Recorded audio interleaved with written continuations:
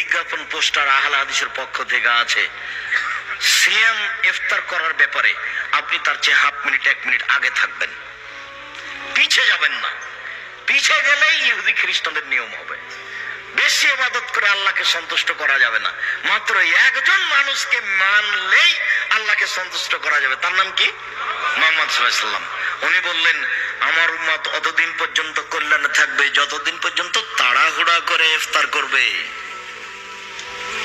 তো তাড়াহুড়া মানে সূর্য কি থাকতেই না? এখনো আপনার ছাদের উপর থেকে সূর্য ডুবছে, ওটা দেখেন, ওটার সময়ের সাথে এটার সময় 3 মিনিট পরে আছে। আবহাওয়া দপ্তরের 5 মিনিট পরে আছে। এখন যেহেতু সমাজে এটাকে মেনে চলছে, এটাকে উপেক্ষা করলে মানুষ মন খারাপ করবে, নইলে ওইটাই ঠিক ছিল। চোখের আড়াই গেল, তখন সূর্য ডুবে গেছে। একজন সাহাবী পাহাড়ের উপরে আছে, গাছের উপরে আছে, তখন আল্লাহ রাসূল বলছেন, ইনসিল ফাস্তা, নামো, ছাতু রেডি করো, ইফতার করতে হবে। আল্লাহ রাসূল একটু থামেন, আমি সূর্য দেখতে পাচ্ছি। আরে নামো, ছাতু রেডি করো, ইফতারের সময় হয়ে গেছে। আল্লাহ রাসূল, আমি সূর্য দেখতে পাচ্ছি। আরে নামো, ছাতু রেডি করো। তৃতীয়বার বলার পরে নেমে ছাতু রেডি করে ছাতু দিয়ে ইফতার করলেন। ইফতার কিন্তু সে দিয়ে হতে হবে, কি দিয়ে? তাজা খেজুর দিয়ে। আব্দুল সাহেব, তাজা খেজুর কোথায় পাবো? কালকে বলে দিবেন, বিমানে নামিয়ে দিবে কালকে।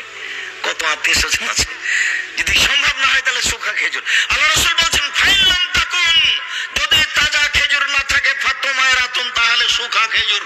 ফাইলাম তাকুন, যদি শুকনা খেজুর না থাকে, তাহলে ফাহাসা হাসাওয়াতিন মিন মাইন, 3 অঞ্জলি পানি, 1 অঞ্জলি পানি, বাস পানি দিয়ে ইফতার করবেন।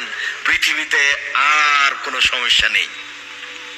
তাহলে ইফতার কি দিয়ে করতে হবে? তাজা খেজুর, না হলে শুকনা খেজুর, না হলে পানি। অন্য কিছু মুখে দিতে পাবেন না। বিসমিল্লাহ বলে, বিসমিল্লাহ বলে গিলাসে 1 ঢোক পানি মুখে দিতে হবে, তারপর খান। যতই দামি খেজুর হোক, যতই দামি আম হোক, রাজশাহীর ফজলি আম, মুখে দিয়ে বিসমিল্লাহর সুযোগ রাখে না, এ অধিকার রাখে না ফজলি আম। আঙ্গুর যত দামি হোক না কেন, এ অধিকার রাখে না। ড্রাগন ফল যতই দামি হোক, এ অধিকার রাখে না। আরো কিছু হোক না কেন, ড্রাগন বাদ দিয়ে চেরি টেরি কোন ফলই অধিকার রাখে না এটার। কাঠবাদাম হোক আর আম বাদাম হোক আর যেটাই হোক না কেন। তাহলে তাজা খেজুর বিসমিল্লাহ, না হয় শুকনা খেজুর বিসমিল্লাহ, নইলে পানি বিসমিল্লাহ।